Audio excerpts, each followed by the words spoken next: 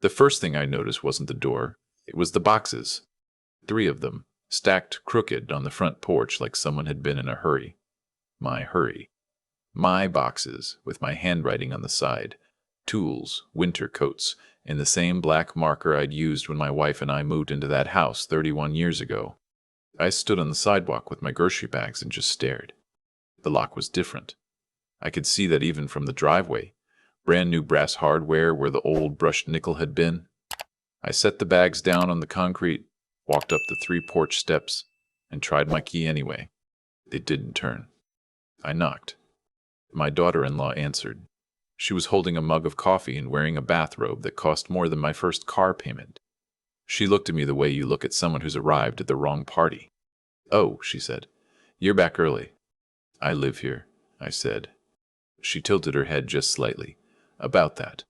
I'd driven 3 hours that morning to visit my sister in Roanoke. Routine checkup, some family business, nothing I hadn't done a dozen times before. My son knew I was going. My daughter-in-law knew I was going. I told them both the night before, standing in my own kitchen, while she reorganized my cabinets without asking. And while I was gone, they'd changed the locks and moved my things to the porch. I said, "Where is my son?" "He's not here right now." "When will he be back?" She took a sip of her coffee. "I'm not sure." I looked at the boxes behind her. I could see there were more inside. I could see through the front window. Cardboard stacked near the stairs. Decades of a life in brown boxes with black marker labels. I asked her what she thought she was doing. She explained it very calmly. She always explained things very calmly, which I'd learned over the past 2 years meant she'd been thinking about it for a long time and had already decided there was nothing I could say. She said that the house was feeling crowded, that they needed their privacy, that they were at a stage in their marriage where they needed space to grow as a couple, and having a parent in the house was creating friction. "Friction?" I said. "It's not personal," she said. "My wife died in this house," I said. "I built the deck out back with my own hands. I planted those trees." I pointed past her to the oak saplings in the backyard, 20 years old now, taller than the roofline. "You're standing in my house telling me I create friction." She looked almost sympathetic. "You'll be more comfortable somewhere else, somewhere your own." Then she stepped back and closed the door. I stood there on my porch for a long time. Long enough that the paper grocery bags got damp from the morning fog.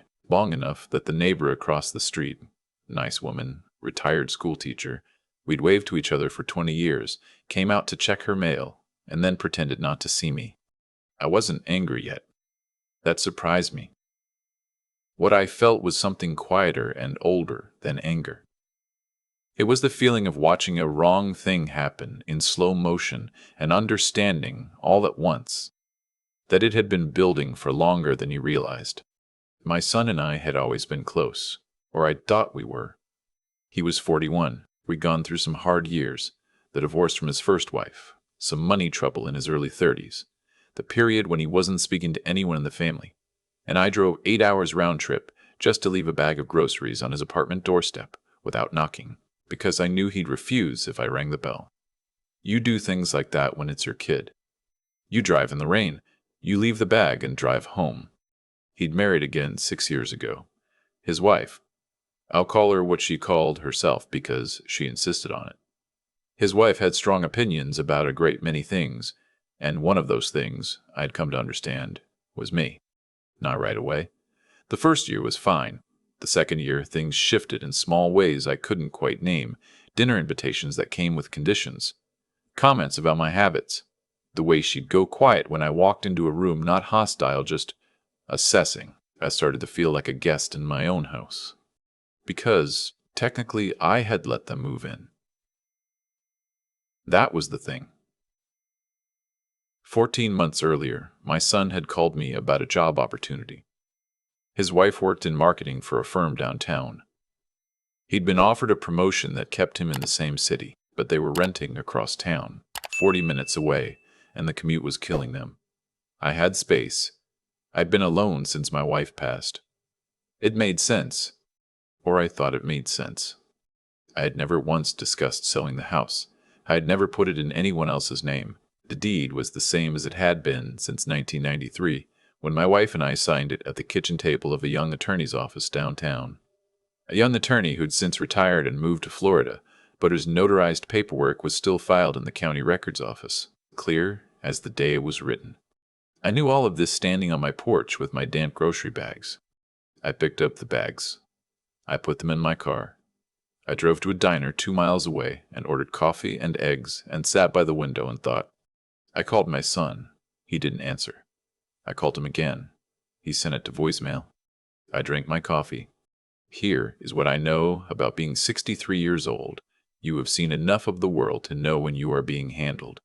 You know the difference between a conversation and a performance. My daughter-in-law's calmness on that porch wasn't the calmness of someone making a difficult decision. It was the calmness of someone who had already won, or thought she had. There's a particular kind of confidence that comes from believing the other person has no options left. She didn't know what I knew. My son called back 3 hours later. I was still at the diner. I'd had 2 more coffees and a piece of pie because I figured I was entitled. Dad, he said. Don't, I said. Just tell me this is some kind of mistake. There was a pause. A long one. She's my wife, he said finally. I have to stand by her. She'd lock me out of my house, son. I know, and it was supposed to be handled differently. She wasn't supposed to. He stopped. I could hear him breathing. We've been talking about this for a while, about needing our own space. We were going to sit down with you, but she got there first. He didn't answer. I said, tell me something. Does she know whose name is on the deed? Another pause. Shorter this time. What? The deed, I said. Does she know? You let us move in. We've been paying. You've been paying utilities. You've been paying for groceries and the Wi-Fi and your own incidentals. I appreciate that. But contributing to a household is not the same thing as owning one. I waited. Does she know? The silence that followed told me everything. My son knew. He'd always known on some level. But I think it had faded in his mind the way inconvenient facts tend to fade. They'd been living there long enough that it started to feel like theirs. My daughter-in-law had repainted the guest room, added rugs and throw pillows, arranged the furniture differently. Over time, I think, she'd simply decided it was hers, and my son, who loved her and wanted her to be happy, had let himself believe that too. I'm going to stay with your uncle for a few days, I said. I think that gives everyone time to think. Dad. I'm not angry, I said, and I wasn't. Not yet. But I want you to understand something. We're going to have a real conversation when I get back. I drove to my brother's place 40 minutes outside of town. He's 70, widowed, lives in a house that smells like old coffee and dog, and he didn't ask many questions. He just pulled out the sofa bed in the spare room and said, You hungry? I said yes. He heated up chili from a can, and we watched a baseball game together without talking much. That was exactly what I needed. I slept better than I expected. In the morning, I called an old friend of mine, a man I'd known since we were both in our 30s, and coaching our son's little league teams on opposite sides of the same park. He'd become a real estate attorney. I told him what had happened. He was quiet for a moment, then he said, You have the deed. Filed with the county. I have my copy at home, but I'm not at home right now. It doesn't matter. County records are public. Have you talked to them about what they think they're doing? My son knows. My daughter-in-law, I'm not sure she's thought past the idea that they live there. He said, Do you want to go back in? I thought about it. I thought about walking back up those porch steps, trying another key, having another conversation with her at the door. I thought about sleeping in the room down the hall from 2 people who had packed my belongings into boxes while I drove to see my sister. No, I said, I don't think I do. What followed was not fast. I want to be honest about that, because the movies make it seem like these things resolve cleanly in an afternoon. They don't. There were phone calls and documents and a week of waiting, and then more waiting. My brother's sofa bed was kind to no one's back, but he never said a word about it. My son came to see me at the end of that first week. He sat across from me at my brother's kitchen table and looked like a man who hadn't slept much. His wife hadn't come. I noticed that. We need to figure this out, he said. We do, I agreed.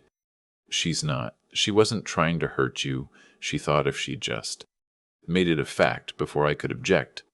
He looked at the table. I said, I'm not here to punish you. You're my son. That doesn't go away. I meant it. Whatever anger I'd arrived at by then, and it was real, I'm not going to pretend it wasn't. It sat beneath something older and steadier. He was my kid. I remembered him at 7 years old with a broken arm, trying not to cry. I remembered his voice on the phone at 2 a.m. when his first marriage was falling apart. You don't stop remembering those things. But I need you to understand that that house belongs to me, I said. It has always belonged to me, and no amount of throw pillows changes that. He almost smiled. Almost. What are you going to do? He asked. I haven't decided. I had decided. I just wasn't ready to tell him yet. My attorney friend had walked me through my options. Legally, what my daughter-in-law had done, changing the locks on a property she didn't own without the owner's consent, was not a gray area. It was a clear area. I could have involved the police from day one. I hadn't, because that's not the kind of man I am, and because involving the police when it's your son's address is a door you can't easily close again. But I had other options. The real estate market in our area had been strong for 3 years. I'd gotten 2 unsolicited letters in the past year from buyers' agents asking if I was interested in selling. I'd ignored them. Now I didn't. I made a call. The agent came out to my brother's house, because that's where I was, and we talked. She pulled comps. She told me what she thought the house would move for. The number was higher than I expected. I said I'd think about it. I thought about it for 4 days. My son called me during those 4 days more than he had in the past year combined. I answered most of the calls. We talked. Sometimes his wife was in the background, and sometimes she wasn't. Once, she got on the phone herself. I think we got off on the wrong foot, she said. I said, you locked me out of my house. I know, and I'm sorry for how that was handled, but I think you can understand that we need our own space.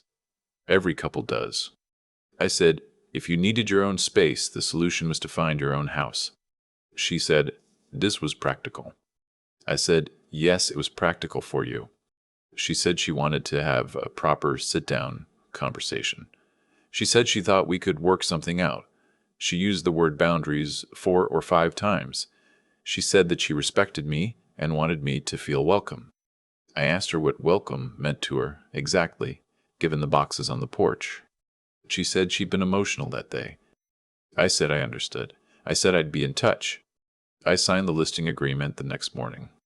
The agent was discreet and efficient.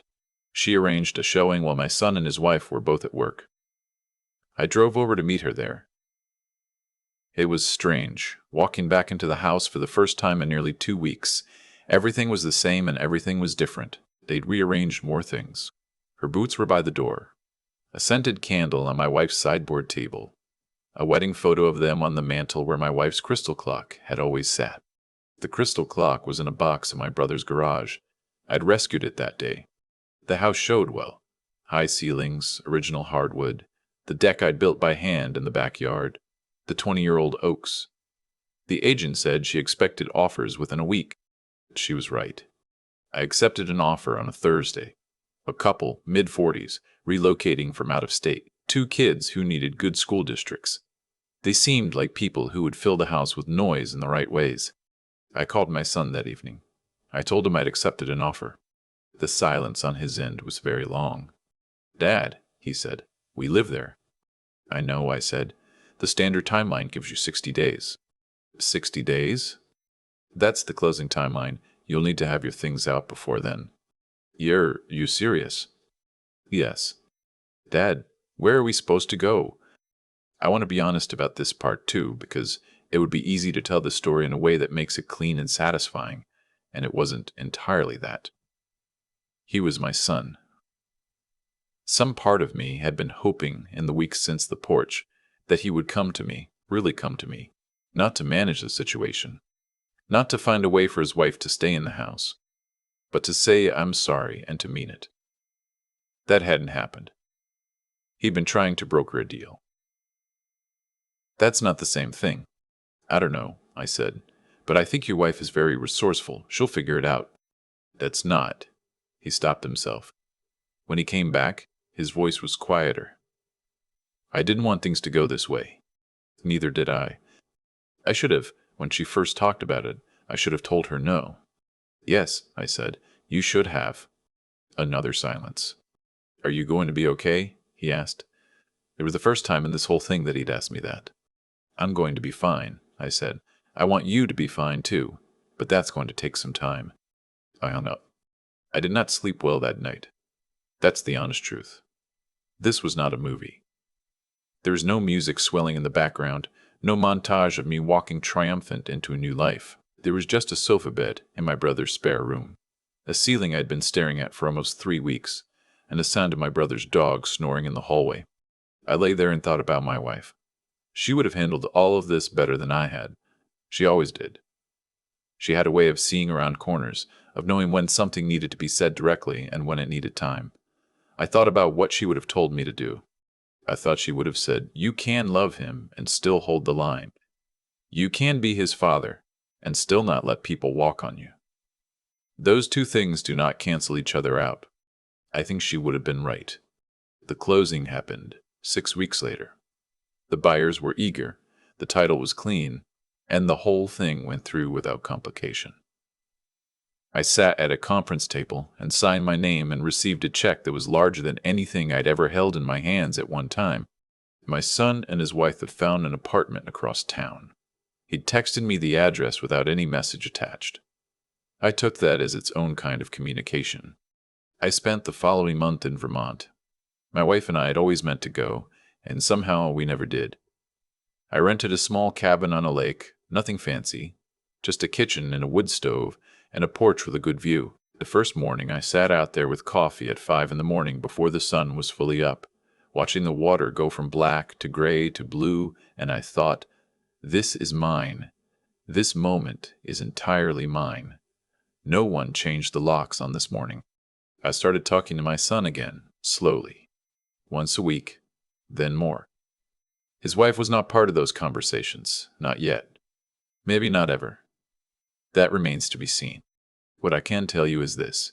I'm 63 years old, and I have learned, maybe later than I should have, maybe right on time, that love is not the same as surrender, that keeping the peace is not worth the cost of losing yourself inside it, that there are moments when the kindest thing you can do for someone, even someone you love, is to show them that the world has edges. There are consequences to things, real ones. And the thing about a house you built your life inside, the thing nobody tells you, is that the life is more portable than the house. The house was timber and drywall and 31 years of memories. But I carried all the memories with me when I left. I still have the crystal clock. It sits on a windowsill in the new apartment I found when I came back from Vermont. Smaller place, first floor, big windows facing east, so the morning light comes through. My wife would have liked it. I think she would have said, "You did all right, old man." And for the first time in a long while, I think she would have meant it. I keep coming back to the morning I sat at that diner, 2 cups of coffee in, watching the fog burn off the parking lot. Nobody dramatic happened in that moment. No music, no clarity dropped from the sky. It was just me, a piece of pie I didn't really need, and the slow understanding that what had happened on that porch was not an accident. People like to say that betrayal comes out of nowhere. I don't think that's true anymore. I think it announces itself in small ways. The rearranged cabinet, the assessing silence, the gradual feeling of being a guest in your own life. And we talk ourselves out of seeing it, because the alternative is a conversation we're not ready to have. I wasn't ready. And then one morning, I came home to boxes on the porch and a brand new lock, and ready didn't matter anymore. What I've come to understand is that there's a kind of integrity that doesn't announce itself. It doesn't make speeches. It doesn't negotiate with people who changed your locks while you were driving to see your sister. It just holds. My name was on that deed in 1993, and my name was on it the morning she opened that door in her bathrobe, and between those two facts was everything she hadn't bothered to find out before she started deciding how things were going to go. That's not cleverness. That's assuming someone has no options left. The hard part, the part I think about on quiet mornings, was my son. Because I knew, even when I was signing that listing agreement, that I wasn't just selling a house. I was making something real that he'd been allowed to avoid. There's a particular cruelty in letting someone stay comfortable in a wrong thing. And I had done some of that too. I'd smoothed things over when I should have said something. I'd kept the peace when the peace wasn't actually peaceful. That was on me. But here's what I've learned about staying power, a kind that gets you through the long version of hard things. It's not stubbornness, and it's not anger. It's the willingness to see clearly, even when clarity is inconvenient, to think the whole situation through, legally, practically, emotionally, before you act. And then to act anyway, even when acting means walking away from something you built with your own hands over 30 years. That cabin in Vermont cost me nothing compared to what staying would have. I sat on that porch in the early mornings, and I felt something I hadn't felt in 2 years, which was simply like myself. Not a problem to be managed, not friction to be removed, just a man with a cup of coffee and a view of the water, and enough years behind him to know the difference between peace and defeat. The crystal clock is on my windowsill now. Morning light hits it around 7. My wife picked it out. That's mine, and it always was. My son and I are still working on things. That's going to take time, and it should. Real repairs take time. But I'm not interested in pretending anymore. I'm not interested in occupying less space so someone else can feel more comfortable in a house they didn't own. Some things in this life only become clear in the rear view. What I did when I was 63 years old, sitting in a diner with damp grocery bags in my car, was decide to stop shrinking. That's the whole story, really. Everything else followed from that.